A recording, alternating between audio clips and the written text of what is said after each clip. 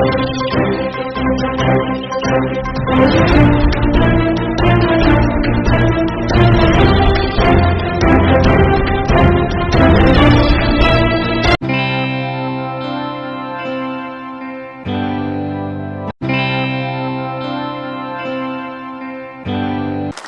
इनके स्वागत और अभिनंदन के लिए आमंत्रित करूं, उससे पहले इनके लिए दो शब्द कहता हूं कि मंजिलें उन्हीं को मिलती हैं, मंजिलें उन्हीं को मिलती हैं जिनके सपनों में जान होती है। पंखों से कुछ नहीं होता, हौसलों से उड़ान होती है। देश के विकास को नई उड़ान देने वाले माननीय अश्विनी वैष्णव जी का हार्दिक स्वागत, अभिनंदन। बोलो गोविंद देव जी महाराज की, भारत माता की। साथियों, आज हम यहाँ पर एक बहुत ही विशेष अवसर पर इकट्ठे हुए हैं। ये अवसर है भारत को विकसित भारत बनाने का जो संकल्प है, उस संकल्प में एक ऐसा महत्वपूर्ण पड़ाव आया है, उस पड़ाव के बारे में आज हम बातचीत करने के लिए यहाँ पर इकट्ठे हुए हैं। भारत की आजादी के बाद कई प्रधानमंत्री देश में हुए। कईयों ने अपने अपने तरीके से अपने विचार रखे, अपनी नीतियां बनाई, देश को जिस दिशा में उनका विचार लेके जाता था उस विचार पे लेके गए। बड़े लंबे समय के बाद में देश में एक ऐसा नेतृत्व आया जिनका केवल और केवल एक विचार है, राष्ट्र प्रथम सरदार प्रथम। ऐसे प्रधानमंत्री श्री नरेंद्र मोदी जी ने कल आजाद भारत में डेमोक्रेटिकली इलेक्टेड, यानी राजनीतिक तौर पे चुनावों के माध्यम से चुने गए सबसे लंबे कार्यकाल वाले प्रधानमंत्री होने का कीर्तिमान स्थापित किया। और ये कीर्तिमान दिखाता है हमारे भारत की जनता, 140 करोड़ देशवासी कितने सजग हैं राष्ट्र को एक नई दिशा में ले जाने की। जितने भी भ्रामक तत्व थे, जितने भी लोग भटकाने लटकाने वाले थे, उन सब को पीछे छोड़ के देश को एक भविष्य की दिशा में, विकसित भारत की दिशा में ले जाने वाले नेतृत्व को उन्होंने चुना। और हम सब का आज गौरव है कि ऐसे नेतृत्व के साथ हम सब जुड़कर उस विकसित भारत के संकल्प को आज हम पूरा करना है। मंच पर विराजमान राजस्थान के यशस्वी अध्यक्ष श्री मदन जी राठौड़ जी, हमारे संगठन के महामंत्री श्री अजय कुमार जी, जयपुर के ऊर्जावान अध्यक्ष श्री अमित जी गोयल, बहन मंजू शर्मा जी सांसद। बहन मंजू शर्मा जी ने आज बहुत, मैंने बहन को बोला कि थोड़ा घेवर खिलाओगे बहन, मंजू दीदी ने कहा घेवर तो मैं खिलाऊंगा अश्विनी भाई, लेकिन साथ ही साथ एक गाड़ी भी रेगुलर करनी पड़ेगी। दीदी ने जयपुर से दरभंगा वाली गाड़ी का रेगुलर करने का आज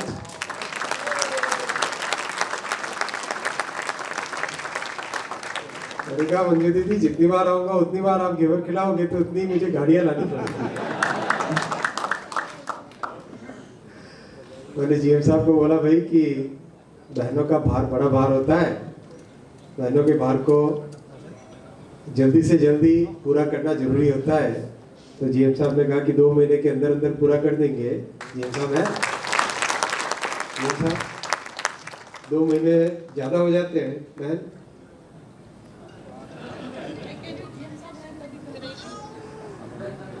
कह रहे जीएम साहब है तभी तक पूरा कर दें, ट्राई कीजिए।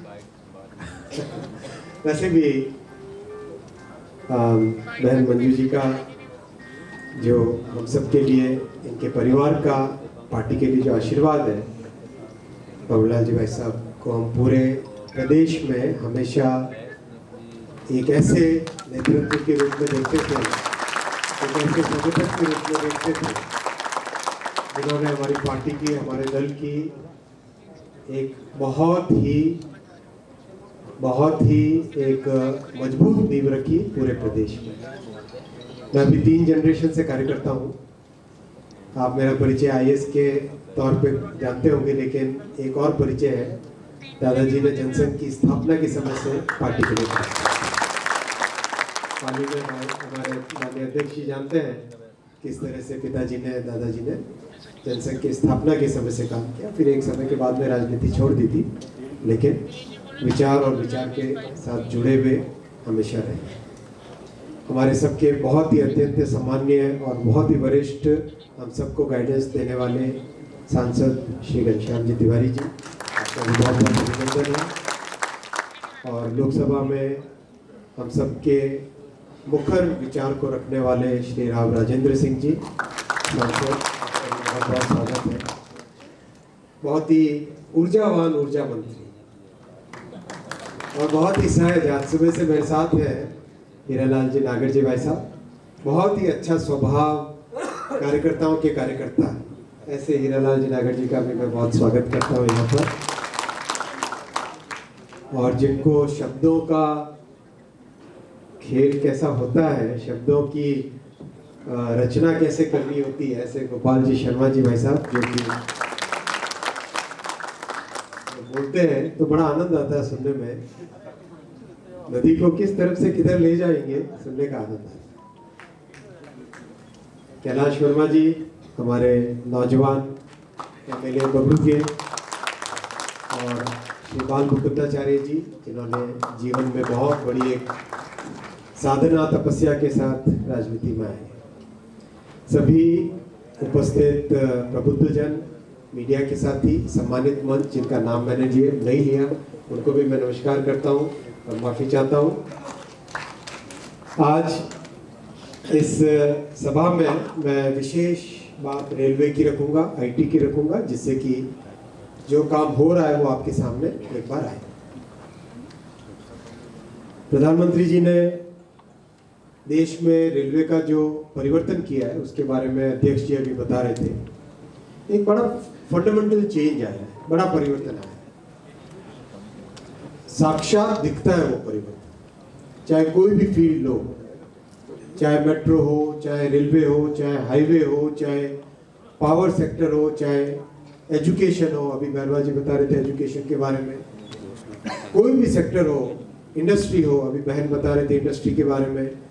तो जिस तरह का काम अभी इन 12 वर्षों में हुआ है, उस काम के कारण दुनिया में आज भारत की एक नई पहचान बनी है। उस नई पहचान में रेलवे का भी प्रधानमंत्री जी ने जो ट्रांसफॉर्मेशन किया है वो भी एक उसमें शामिल होता है। हम रेलवे का बजट एक सिंगल पैमाने पे अगर देखें, राजस्थान बड़ा प्रदेश है, बहुत बड़ा प्रदेश है।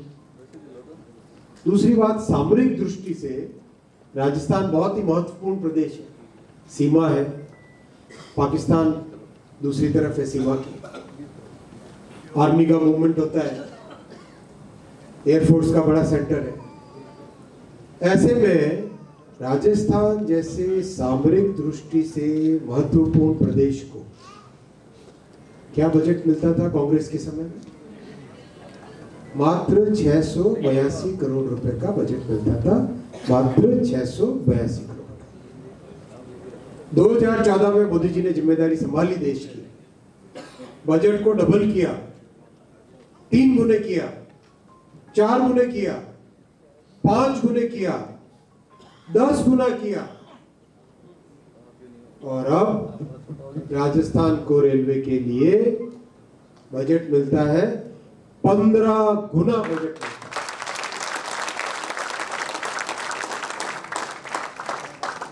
आंकड़े नहीं है ये, सिर्फ आंकड़े नहीं है, ये राजस्थान के प्रति मोदी जी का समर्पण भाव है। जमीन पे उसका काम दिखाई दे रहा है। आज राजस्थान में जो 10,228 करोड़ रुपए का बजट आ रहा है, उससे राजस्थान में 76,000 करोड़ रुपए के काम राजस्थान में रेलवे के चल रहे हैं। 85 स्टेशन, 85 स्टेशन अमृत स्टेशन के हिसाब से उनका नव निर्माण हो रहा है। नव निर्माण, याद करो, कभी स्टेशन को नव निर्माण का किसी ने सोचा तक नहीं था। गेरू लगा देते थे, पेंट लगा देते थे, टाइल बदल देते थे, कहते थे कि स्टेशन का रिनोवेशन हो गया। एक एफओबी के लिए दौड़ना पड़ता था। मुझे याद है सोमेश्वर के लिए कितना संघर्ष हम करते थे जब बाल्यकाल, छोटे उम्र में। स्टेशन के, हम सबकी भावना स्टेशन के साथ जुड़ी है। हम सब जुड़े हुए हैं। दिन रात 750 करोड़ लोग रेलवे से यात्रा करते हैं। मोदी जी ने प्रण लिया 1,300 स्टेशनों का नव निर्माण पूरे देश में आज चल रहा है। 250 स्टेशनों का काम कंप्लीट हो गया। और अगर मैं राजस्थान का दिखाऊं आपको काम, ये हमारा जयपुर स्टेशन। कितने लोगों ने जाके देखा स्टेशन का निर्माण होते हुए? कैसा लगा भाई? अच्छा लगा? सेकेंड एंट्री का काम कंप्लीट हो गया है और अभी मेन एंट्री का काम चल रहा है। और जो पूरे स्टेशन के ऊपर एक बड़ा सा रूफ प्लाजा, एक डेक बनेगा, वो काम भी अभी तेजी से चल रहा है। और बाहर के देशों में जब स्टेशन बनाते हैं तब सारा का सारा ट्रैफिक बंद कर देते हैं, यानी गाड़ियां 2-4 साल, 5 साल, 6 साल, 7 साल के लिए बंद कर देते हैं। भारत में तो ऐसा नहीं कर सकते। तो हमको बहुत सावधानी के साथ, बहुत ही ध्यान रखते हुए काम करने का ये एक बड़ा चैलेंज रहेगा। लेकिन इतना अच्छा, इन सब कठिनाइयों के बावजूद बहुत ही सुंदर तरीके से काम चल रहा है। ये अपना जयपुर गांधीनगर,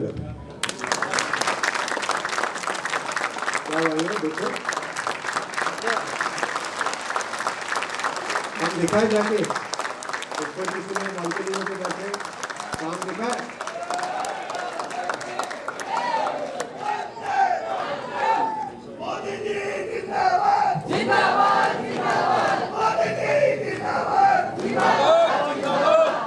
कोई जैसलमेर से आए हुए भाई है क्या यहाँ पे? जैसलमेर से आए हुए कोई भाई आए? जैसलमेर से देखा है, वहाँ पर देखा? ये आपका जैसलमेर स्टेशन स्वर्ण नगरी है, एकदम स्वर्ण नगरी। इतना सुंदर स्टेशन बना है। लोग जा जाके, बच्चे हो, लोग जा जाके सेल्फियां लेते हैं। दुनिया भर से आए हुए टूरिस्ट जैसलमेर स्टेशन के सामने फोटो खिंचा के अपने सोशल मीडिया पोस्ट में डालते हैं, तो जर्मनी वाले नीचे लिखते हैं, हमारे देश में ऐसा स्टेशन कब बनेगा भाई?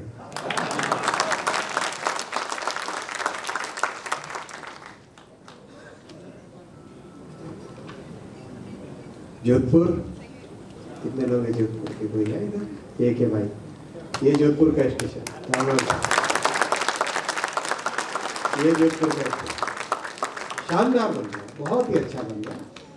और मोदी जी ने यह कहा कि भाई अश्विनी, जहां पर भी तुम स्टेशन का डिजाइन करो, आगे के 50 साल के लिए सोच के करो। ये 5 साल, 10 साल,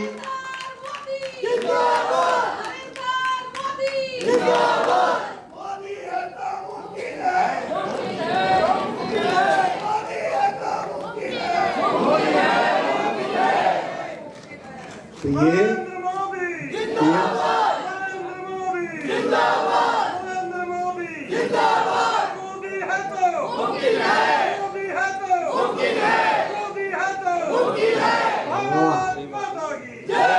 बहुत अच्छा, आपका जो स्नेह है और आपका जो भावना है, वो भावना बहुत ही देश को आगे ले जाने वाली भावना। ये है अलवर, राजस्थान का सिंगरवाल।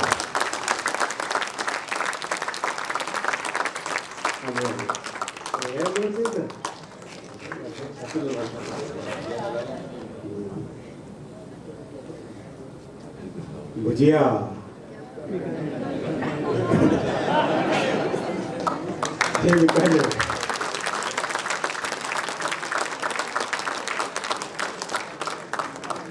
वही बीकानेर वालों, ये दीदी ने तो आज घेवर खिला के क्या क्या काम करवा लिया। आप क्या करने वाले हो? भुजिया खिला के। थोड़े दिन बाद में बीकानेर जाऊंगा। है छोटे बड़े बहुत सारे स्टेशन है राजस्थान में, 85 स्टेशन है। ये कोटा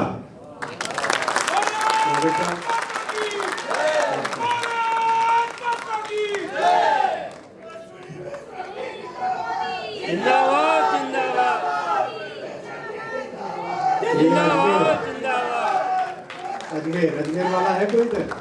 वो पीछे बैठे भाई, टोपी कैसा है? दिखता है? यहाँ से दिख रहा है?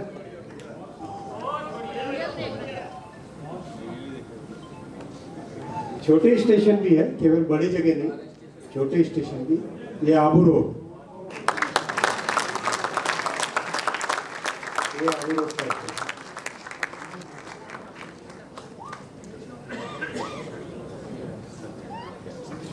हमारे अध्यक्ष जी नाराज न हो जाए, चिंता रहती है मुझे।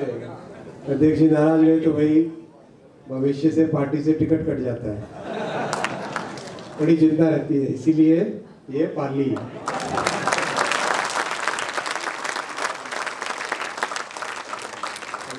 ठीक लगा? आपने अप्रूव किया? बहुत अच्छा, अध्यक्ष जी ने अप्रूव कर लिया, राजनीति में जिंदा रहेंगे।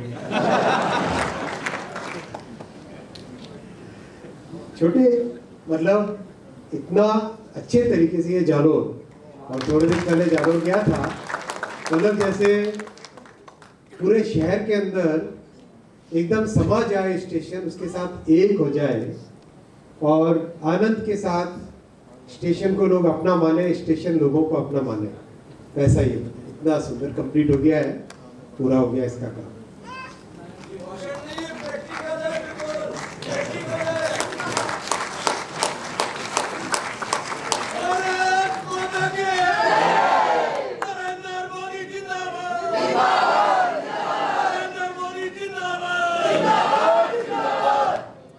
करीब करीब राजस्थान में 25 स्टेशन ऐसे हैं 85 में से जो पूरे हो गए हैं। बाड़मेर हो, बूंदी हो, दौसा हो, दीघ हो। देशनोक में तो प्रधानमंत्री जी स्वयं गए थे जब ऑपरेशन सिंदूर के बाद में प्रधानमंत्री जी का वहाँ जाना हुआ था। देशनोक, फतेहपुर, शेखावाटी, गंगापुर सिटी, गोगापेड़ी, गोविंदगढ़, खैरथल, राजगढ़, जैसलमेर, मांडलगढ़, मंडावर, महवा रोड, सोमेसर, कई सारे स्टेशनों में भी काम बहुत आगे बढ़ गया है। और आने वाले समय में राजस्थान में अपने करीब 450 स्टेशन, तो दो तरीके से काम कर रहे हैं। एक काम अपन कर रहे हैं कि जो ऐसे बहुत सारे स्टेशन है, कांग्रेस के समय की बहुत सारी कमियां जो रह गई कि स्टेशनों के प्लेटफॉर्म बहुत नीचे होते थे, विशेषकर जब बुजुर्ग व्यक्ति उतरे उसमें से बड़ी तकलीफ होती थी। तो करीब 200 स्टेशनों पे प्लेटफॉर्म को ऊंचा करना और प्लेटफॉर्म को फुल लेंथ का करना, यानी लंबा करना, जिससे कि गाड़ी जब रुके तो नीचे गिट्टी पत्थर पे उतरना नहीं पड़े। काम बड़े हैं, ये कोई छोटे काम नहीं है, बहुत मुश्किल काम भी है। लेकिन करीब 200 स्टेशन ऐसे हैं जिसमें प्लेटफॉर्म का काम हुआ है, पूरा प्लेटफॉर्म के ऊपर की छत का काम, टॉयलेट बाथरूम का काम, और 85 स्टेशन है जिसको पूरी तरह से नव निर्माण करने का काम कर रही है।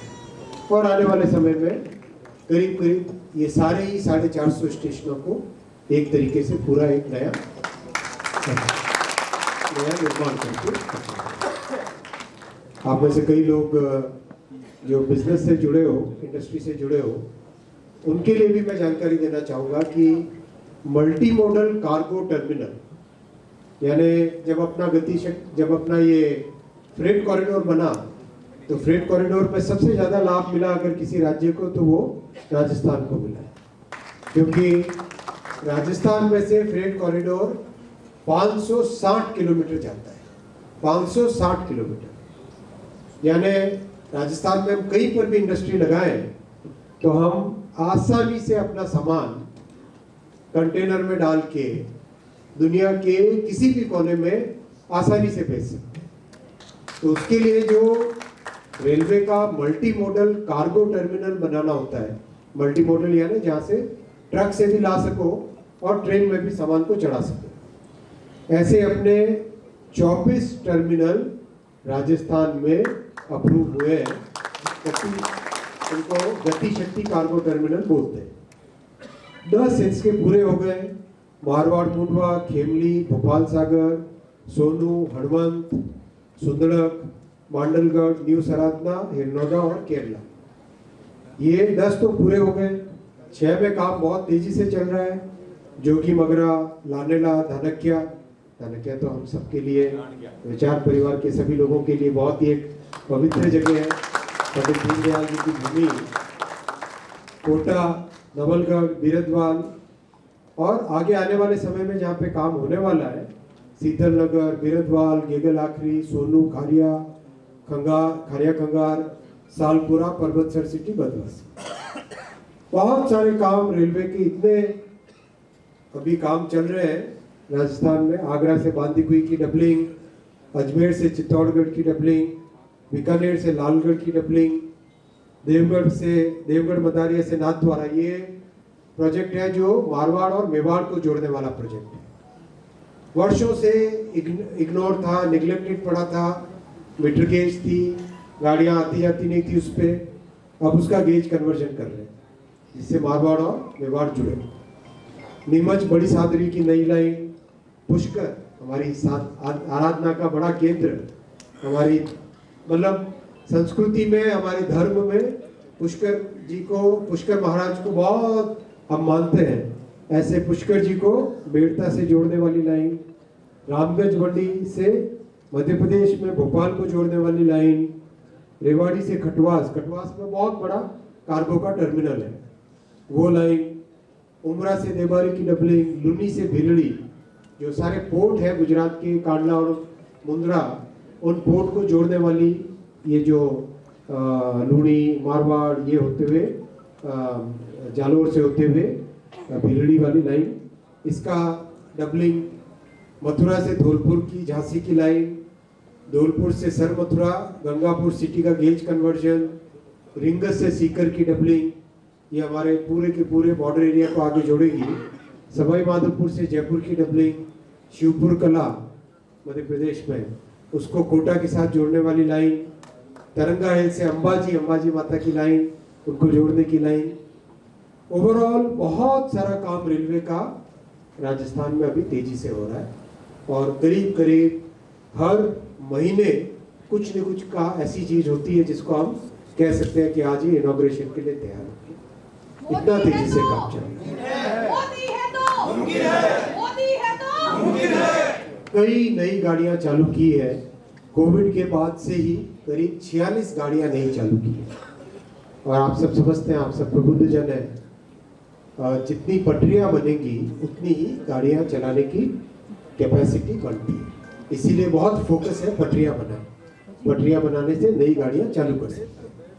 दिल्ली से जोधपुर के साथ वंदे भारत, दिल्ली से बीकानेर की वंदे भारत, दिल्ली से जयपुर अजमेर की वंदे भारत, कई गाड़ियां चालू हुई है। जैसलमेर से दिल्ली की स्वर्ण नगरी एक्सप्रेस, उदयपुर से चंडीगढ़ को जोड़ने वाली गाड़ी, फिर अपने अजमेर और जयपुर से दरभंगा को जोड़ने वाली गाड़ी, कई गाड़ियां चालू हुई है। बीकानेर से मुंबई की गाड़ी, और आने वाले समय में मुझे लगता है जितनी पटरियां बना रहे हैं, कई और भी कई सारी गाड़ियां राजस्थान से आरंभ कर पाएंगे। साथ ही साथ साथियों, आईटी के क्षेत्र में भी राजस्थान को प्राथमिकता देगी। आप सब जानते हैं अपने जयपुर में MNIT बहुत बड़ा एक पुराना टेक्निकल संस्थान है, एजुकेशन का, इंजीनियरिंग कॉलेज है। आज अभी थोड़ी देर पहले वहाँ पे गया था। जो नौजवान है, जो यंग लोग हैं, उनके लिए नए अवसर बने। इसके लिए आज 3 चीज़ें वहाँ पे आरंभ हुई। एक तो क्वांटम लैब, एक AI लैब और एक सेमीकंडक्टर की लैब, जिससे कि हमारे नवयुवकों को, हमारे नौजवानों को नई संभावनाएं मिले। और जयपुर में एक AI डेटा सेंटर बनाने का काम भी हाथ में लिया है, जिसमें मैं राजस्थान सरकार के मंत्री जी के साथ अभी मैं बात कर रहा था। उसके लिए पावर सप्लाई की जो जरूरत पड़ेगी उसकी भी व्यवस्था होगी। और एक जयपुर में बड़ा हेल्थ केयर का एक हॉस्पिटल का एक बहुत बड़ा हब बनाएंगे, जिसमें बहुत अच्छे तरीके से नई टेक्नोलॉजी के साथ मैं SMS के डॉक्टर साहब आपसे गाइडेंस लूँगा, इसमें आपकी मदद लूँगा, आपकी गाइडेंस लूँगा। जैसा आप गाइड करेंगे उसके हिसाब से उसको आगे बढ़ाएंगे। GM साहब एक बार आप प्रोफेसर साहब से बात करें और एक बार आपकी गाइडेंस लें, आपकी गाइडेंस के हिसाब से आगे बढ़ेंगे।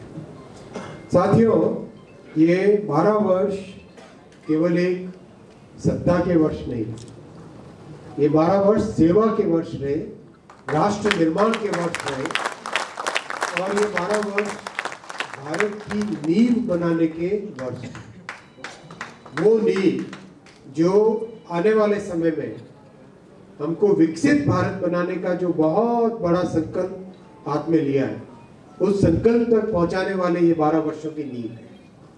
उसमें आप सबका जो सहयोग है, आप सबका जो समर्पण है, आप सबका जो त्याग है, आप सबका जो स्नेह है, वो बहुत बड़ी भूमिका रखता है। आप सबने ही मोदी जी को भारत का सबसे लंबे अवसर तक सेवा करने का मौका दिया, और आप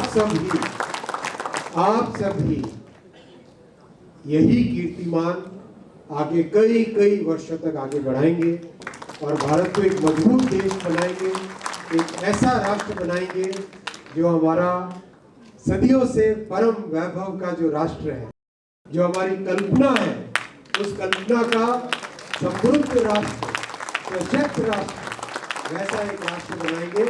आइए मेरे साथ सभी संकल्प लें। भारत माता की वंदे वंदे वंदे वंदे। बहुत बहुत धन्यवाद। भारत माता की वंदे वंदे।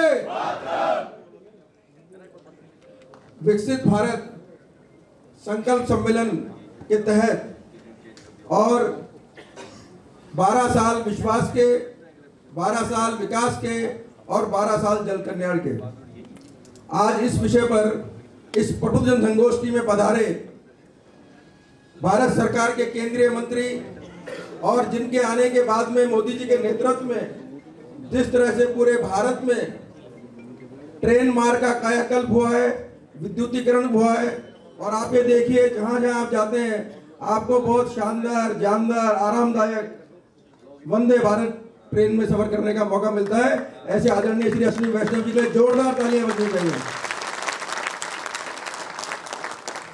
मंच पे विराजे हम सबके मार्गदर्शक, राजस्थान के हमारे अभिभावक और हमारे पिता तुल्य, जिनकी प्रेरणा से और जिनके मार्गदर्शन में जयपुर शहर निरंतर अच्छे से अच्छा काम कर रहा है, ऐसे हमारे प्रदेश के अध्यक्ष आदरणीय मदन राठौड़ जी, भाई साहब का मैं इस कार्यक्रम में बहुत बहुत स्वागत करता हूं।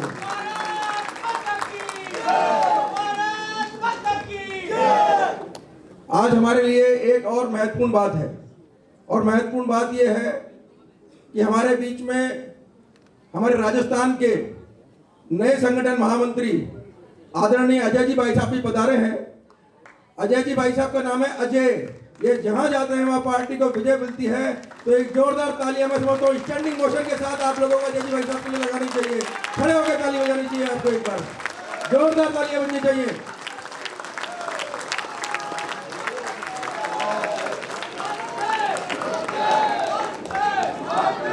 यहाँ बहुत सारे पुरुषजन बैठे हैं, मैं उनको बता दूं, यहाँ बहुत सारे पुरुषजन बैठे हैं, मैं उनको बता दूं, संगठन महामंत्री प्रचारक होते हैं। प्रचारक जो घर बार छोड़ के देश के लिए अपना संकल्प लेके कि मुझे भारत माता को परम वैभव में पहुंचाना है, उस संकल्प के साथ काम करते हैं। अपने जीवन का क्षण क्षण और शरीर का कण कण देश के नाम समर्पित करते हैं, ऐसे हमारे अजय जी भाई साहब। मंच पे विराजी हमारी जयपुर की लाडली, हमारी जयपुर की लोकप्रिय सांसद बहन मंजू शर्मा जी, ताली बजाओ भाई।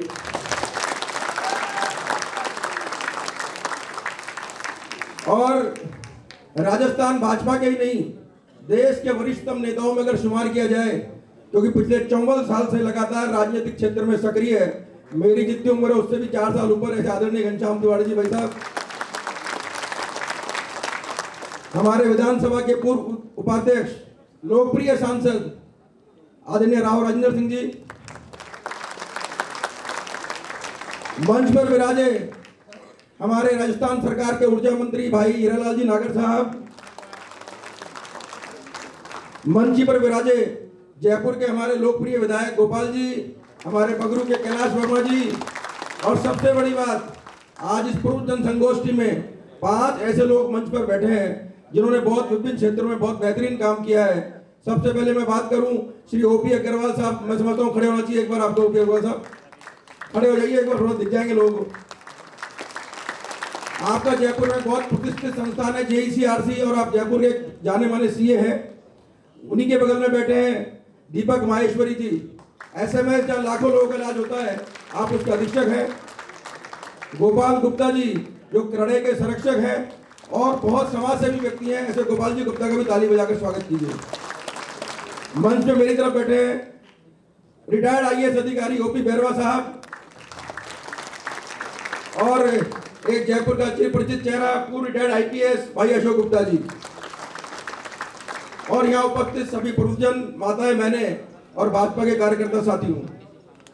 मित्रों, 2014 से 2026 तक की यात्रा, ये 12 साल की यात्रा, और इस 12 साल की यात्रा की जब बात करते हैं तो 12 साल पहले का दृश्य भी अपने ध्यान में आता है। मैं एक प्रतीकात्मक कहानी के रूप में एक विषय आपके सामने रखना चाहता हूं। यह कहानी एक प्रतीकात्मक है, लेकिन इसका भाव आपको समझ में आ जाएगा।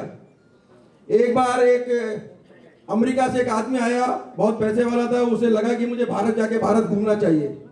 तो उसको लगा कि भारत जा रहा हूं तो मैं अपनी इलेक्ट्रॉनिक कंप्यूटराइज गाड़ी भारत लेके जाऊंगा, कार लेके जाऊंगा, भारत की कारों में सफर करूंगा तो मुझे मजा नहीं आएगा।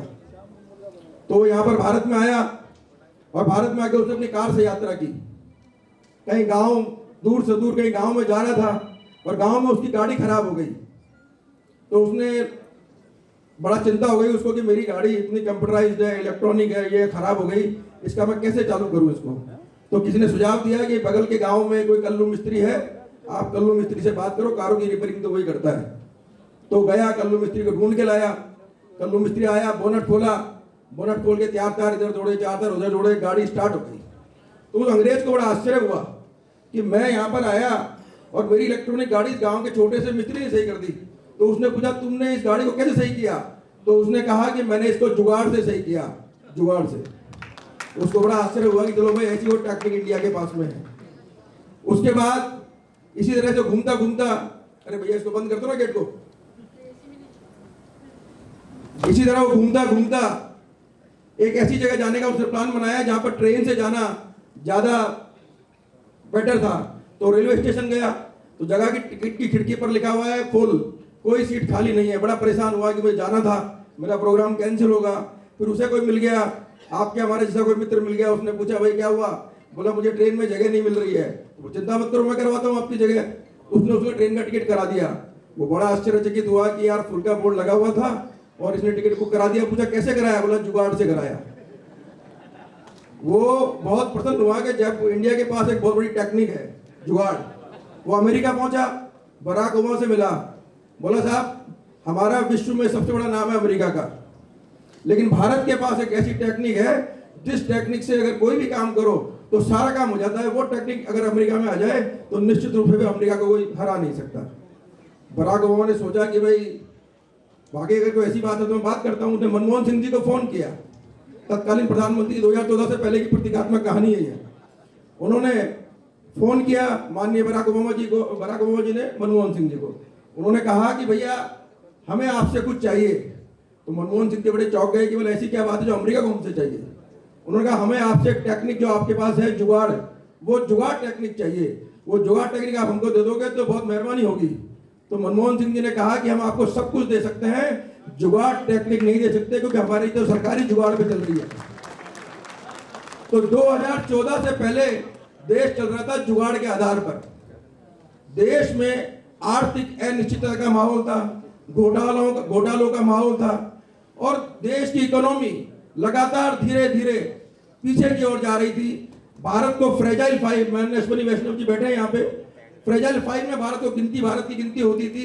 वो 5 अर्थव्यवस्थाएं जो पूरे विश्व में सबसे धीमी गति से विकास कर रही हैं।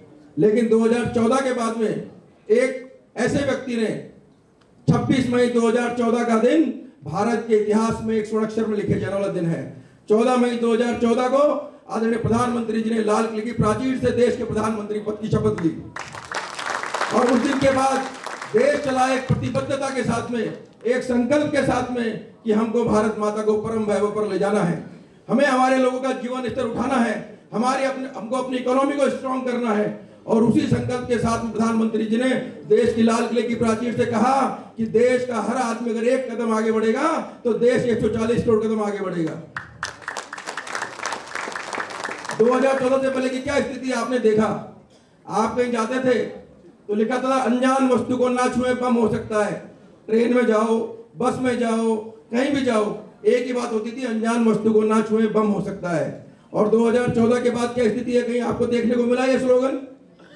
आपने देश में देखा, दिल्ली में सीरियल ब्लास्ट, बंबई में सीरियल ब्लास्ट, इतने सारे अक्षरधाम पर हमला, लगातार हमारे मंदिरों में, हमारे जयपुर के अंदर एक आतंकवादी हमला हुआ, 63 लोग मारे गए, आप सबको याद है। लेकिन 2014 के बाद में क्या स्थिति है?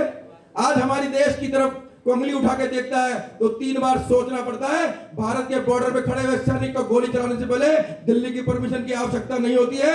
मोदी जी ने कहा है वहां से एक गोली आएगी तो यहां से 4 गोले जाने चाहिए। तो 2014 के बाद में एक ही संकल्प है भारत माता के बेटे का, नरेंद्र मोदी जी का एक ही संकल्प है कि इस भारत माता को परम वैभव पर ले जाना है। 2047 में भारत को विकसित भारत में तब्दील करना है। जब भी बात होती है तो हम विकसित भारत बोलते हैं, हम विश्व गुरु बोलते हैं, हम विश्व महाशक्ति नहीं बोलते। क्यों नहीं बोलते विश्व महाशक्ति? क्योंकि विश्व महाशक्ति की बात करते हैं तो विश्व महाशक्ति के अंदर अहंकार की भाषा होती है। हम अहंकारी नहीं है, हम पूरे विश्व का मार्गदर्शन करना चाहते हैं। वसुधैव कुटुंबकम की बात हम करते हैं, सर्वधर्म संभाव की बात हम करते हैं। मित्रों, लेकिन ये यात्रा पूर्ण नहीं हुई है, मात्र 12 साल हुए हैं। अभी आप देखिए वैश्विक परिस्थितियां हैं, वैश्विक परिस्थिति के अंदर भी पिछले 3 महीने की भारत की जीडीपी 7.8% है, जो अपने आप में बहुत बड़ी बात है। जिस तरह भारत की सीमा के ऊपर हमारा सैनिक खड़ा होकर देश के दुश्मनों से देश की रक्षा कर रहा है, उसी तरह से भारतीय जनता पार्टी का एक कार्यकर्ता ही नहीं, इस भारत के एक एक नागरिक को भारत के अंदर रह के हमारी आंतरिक चुनौतियों को भी सामना करना पड़ेगा, उनको परास्त करना पड़ेगा। अगर 2047 में आप भारत को विकसित भारत देखना चाहते हैं, अगर आप चाहते हैं कि भारत का मान सम्मान, हमारी सांस्कृतिक मूल्यों के ऊपर स्थापना हो, और भारत में जब आप कहीं जाएं विदेश में और लोग ये कहें कि अरे ये तो इंडिया से है, तो आपका गर्व और सम्मान के साथ सर ऊंचा हो। अगर ऐसा चाहते हैं तो लगातार बार बार नरेंद्र मोदी जी को भारत का प्रधानमंत्री और राजस्थान में बार बार हमको बीजेपी की सरकार बनानी होगी। मित्रों, मैं बहुत लंबी चौड़ी बात नहीं कहूंगा। 1951 में जनसंघ बना, 1980 में बीजेपी बनी, शून्य से शिखर तक की हमारी यात्रा हुई। और ये शून्य से शिखर तक की हमारी जो यात्रा हुई, इसका सबसे बड़ा कारण है हमारा विचार, और विचार है राष्ट्र प्रथम का, तेरा वैभव अमर रहे मां, हम दिन 4 रहे न रहे। इस विचार के साथ हम आगे बढ़े। हमने अपने सामाजिक उत्तरदायित्व को नहीं भूला, सामाजिक समरसता की बात नहीं की, सामाजिक समरसता की बात की, देश की हर कड़ी को जोड़ने की बात की। हिंदू समाज बिखरे हुए हिंदू समाज को जो अंग्रेजों ने बांटा था जातियों के अंदर, ये पंडित है, ये वो है, ये वो है, सारी जातियों को एक मंच के नीचे लेके आए। अरे भाई, आपके जन्म से लेकर मृत्यु तक के संस्कार हमारे एक हैं, हमारा देवता एक राम है, तो हम अलग कैसे हो सकते हैं?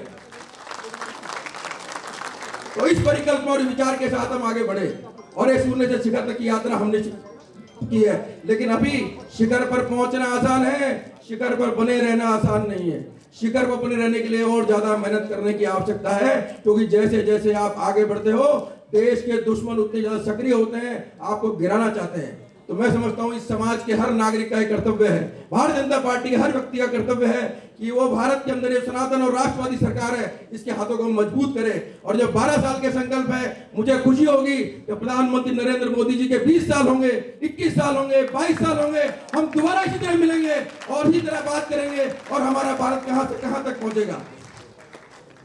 तो मैं बहुत लंबी चौड़ी बात नहीं, मुझे प्रस्तावना रखनी थी, मैं एक 2 लाइन की कविता और बोल देता हूं, उसके बाद अपनी बात को खत्म करूंगा। कभी थे अकेले हुए आज इतने, नहीं तब डरे तो भला अब डरेंगे। विरोधों के सागर में चट्टान हम, जो टकराएंगे मौत अपनी मरेंगे। विरोधों के सागर में चट्टान हम, जो टकराएंगे मौत अपनी मरेंगे। लिया हाथ में ध्वज कभी न झुकेगा, लिया हाथ में ध्वज कभी न झुकेगा। कदम बढ़ रहा है कभी न रुकेगा, न सूरज के सम्मुख अंधेरा टिकेगा। अमर है सभी हम, निडर है सभी हम, क्योंकि गगन में लहरा, सर पे वरदस्त करता, गगन में लहराता भगवा हमारा, गगन में लहराता भगवा हमारा। भारत माता की वंदे। सभी को सादर प्रणाम।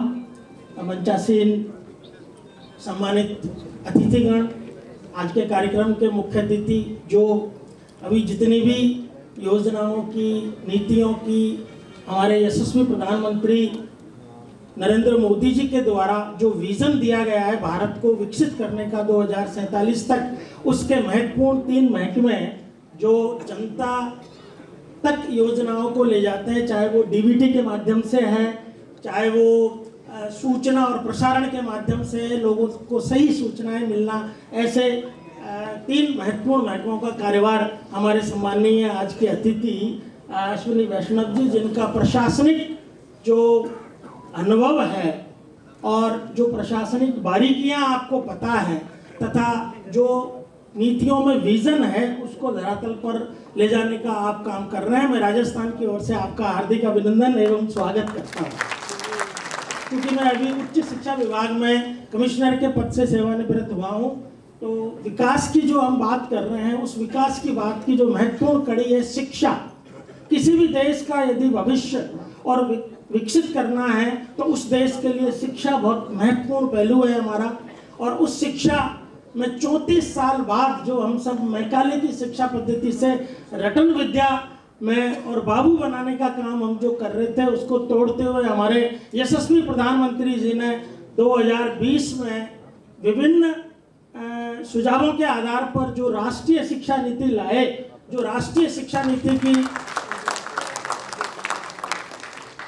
2-3 बातें मैं बताकर अपनी बात को समाप्त करूंगा कि राष्ट्रीय शिक्षा नीति में अब जो हम बदलाव ला रहे हैं, उस बदलाव में एक तो मातृभाषा, चूंकि हम सब देखते हैं कि अंग्रेजी हमारे लिए काफ़ी रुकावट पैदा कर रही थी और इंजीनियरिंग की पढ़ाई, साहब खुद इंजीनियरिंग IITian हैं, इंजीनियरिंग की पढ़ाई हो, चाहे मेडिकल की पढ़ाई हो, चाहे मैनेजमेंट की पढ़ाई हो, चाहे एग्रीकल्चर की पढ़ाई हो, सभी पढ़ाइयाँ जो थी वो अंग्रेजी माध्यम से की जाती थी। उच्च स्तर की सभी अध्ययन अभी 12 राज्यों में ये सब अध्ययन जो हैं वो क्षेत्रीय जो भाषाएं हैं उस क्षेत्रीय भाषाओं में होना प्रारंभ हो गया है, साथ साथ हिंदी में प्रारंभ हो गया है।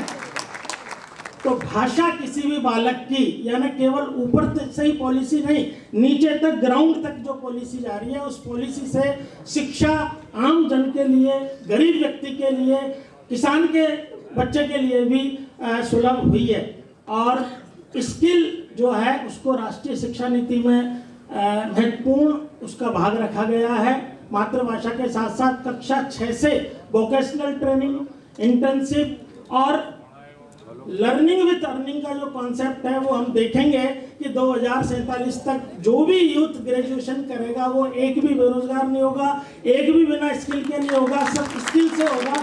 और सबको अभी ग्रेजुएशन का एक एग्जांपल दूंगा, हमने AED एक प्रोग्राम कॉलेज में यूनिवर्सिटीज़ के सिलेबस को चेंज करके कराया है सर, और उसमें अप्रेंटिसशिप एम्बेडेड डिग्री प्रोग्राम जिसमें हम BA BCom BSc करते हैं, उस BA BCom BSc को हमने उसमें ट्रेड के साथ जोड़ा है। यानी नॉर्मल डिग्री करते हुए जो विद्यार्थी है वो डिग्री भी करेगा, स्किल भी सीखेगा और अंतिम वर्ष में 12,000 रुपये महीने उसको अप्रेंटिसशिप का माननीय प्रधानमंत्री जी के द्वारा दिया जाएगा, स्कीम आएगी। ऐसा राष्ट्रीय शिक्षा नीति में आमूलचूल परिवर्तन का जो सपना है वो हम सबको देखने को मिलेगा। आप सबने मुझे यहाँ सुना, मौका दिया, मैं आप सबके प्रति आभार व्यक्त करता हूँ। जय हिंद, जय भारत।